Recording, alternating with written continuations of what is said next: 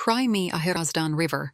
Article by Taline Oundjian, published on May 15, 2026 on Yerevan Report. It took me 2 years to realize that Yerevan had a river.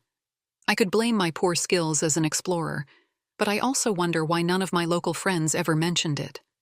When I moved to Armenia almost 5 years ago, neither my host family, nor my coworkers, nor my new friends suggested spending time along the children's railway path. It was only one day while wandering on Google Maps that I noticed a thin blue line. Believing in fairy tales. One way to reach the river is through an unwelcoming dark tunnel at the end of Aram Street.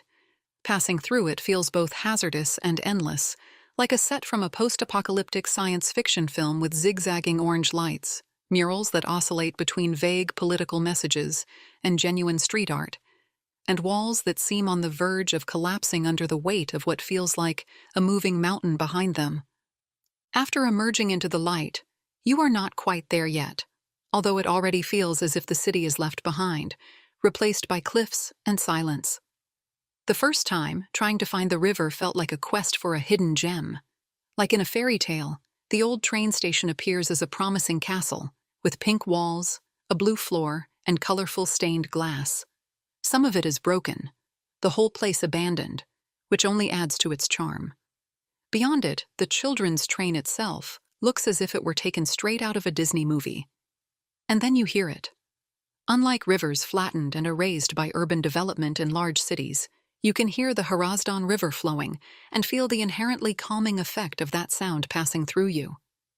Cities historically formed around rivers because they provided everything a settlement needed to survive and grow: fresh water, fertile land, natural defense, energy, and trade routes. Today, from the Hudson River in New York to the Seine in Paris, a river in a city often feels as good as dead. At first glance, the Hrazdan seemed wild: trees, currents, rocks, and birds. I chose not to notice the litter everywhere, deluding myself. I just wanted the fantasy of a fresh place to breathe in Yerevan to last. I had learned to get used to trash anyway.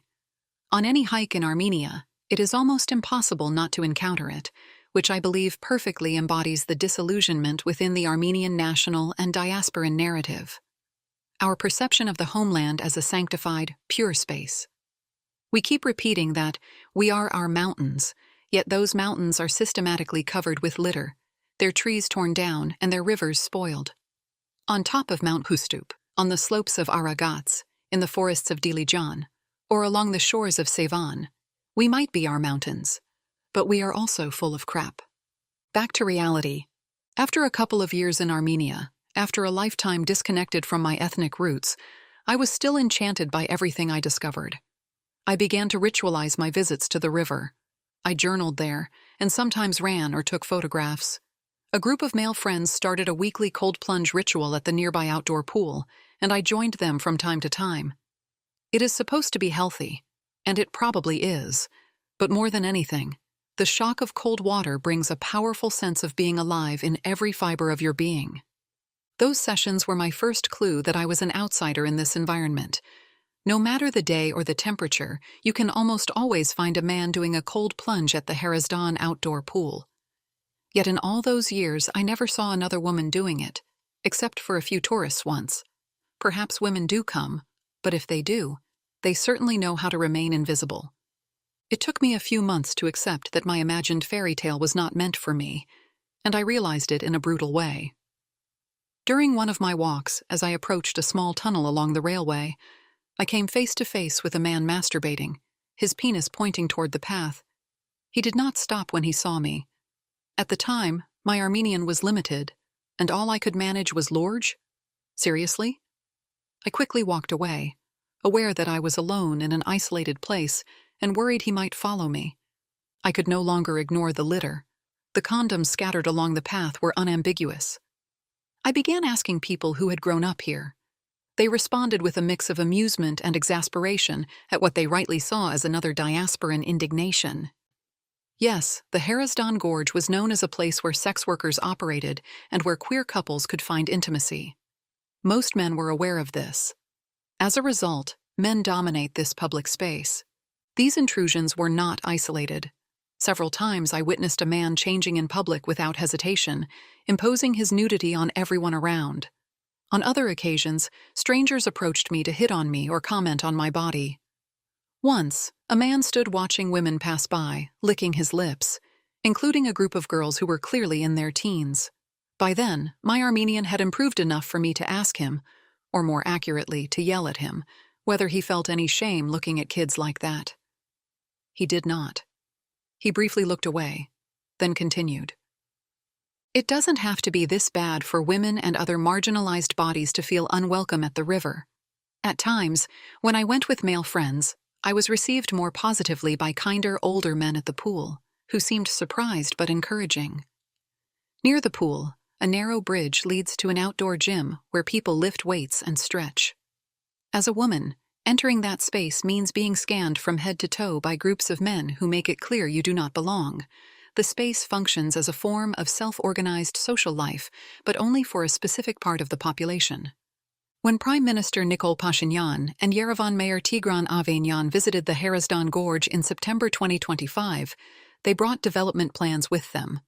The project aims to transform part of the gorge into a multifunctional recreation zone with playgrounds, sports facilities, and an open-air cinema. Officials describe it as ecological restoration and sustainable development rooted in heritage. Such a drastic change sounds promising for greater inclusivity.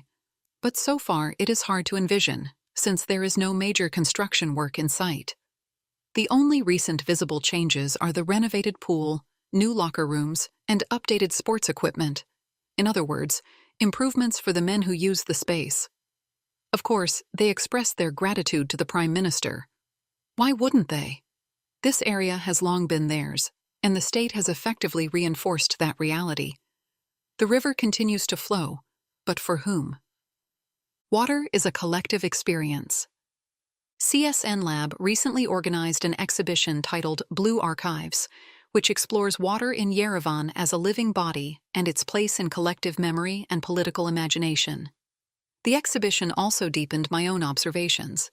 As they write, water is a shared body, a flow of communication linking different territories and communities, a site of accumulation that brings together environmental experience and memory, and a space of exchange that participates in the everyday life and practices of individuals and communities through small architectural forms that enable social interaction. In the case of Hrazdan, this is both tangible and fractured. The pool and outdoor gym create a unique social life, yet access remains symbolically limited, while dominant users contribute to pollution and exclusion. Rivers have the rare capacity to both connect and divide.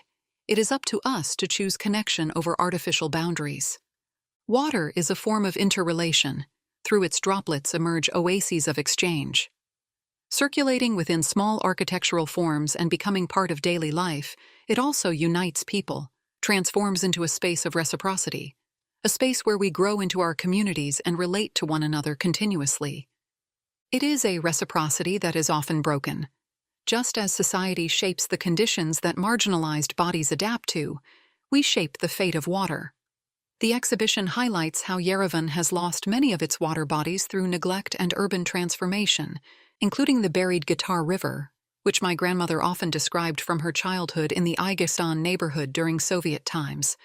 She played along its shore, rolling a small piece of tissue around her thumb to make a doll.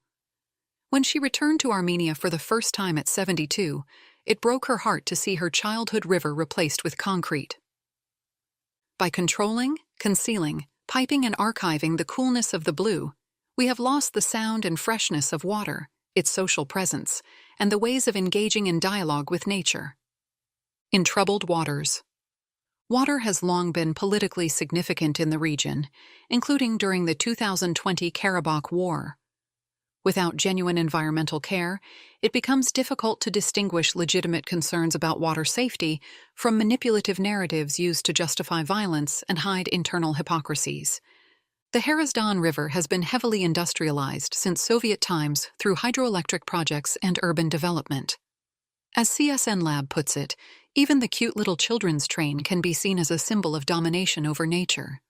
Soviet industrial priorities often placed economic growth above environmental protection as part of a centuries-old relationship between imperialism and extractivism worldwide. Yet Armenia also has a strong history of environmental activism. In 1987, thousands protested environmental degradation and called for the closure of the Metsamor nuclear power plant. Although it was shut down from 1988 to 1995, it continues to operate today, with its lifespan repeatedly extended. This illustrates how quickly environmental risks become normalized when civil society weakens and stops actively addressing them. In more recent years, the Amulsar gold mine sparked very effective organized protests. Since then, years of conflict and the 2023 ethnic cleansing of the Armenians of Nagorno-Karabakh have intensified profound political fatigue and weakened the stamina of environmental movements. Last year, the government announced deeper investments in the mine. Water spaces could become sites for renewing ecological awareness, an opportunity to understand and dismantle the intricate dynamics shaped by patriarchal capitalism, which enables violence against the bodies of nature as well as the bodies of its people. Water shapes local narratives. It offers shade, calm, play, and connection across time.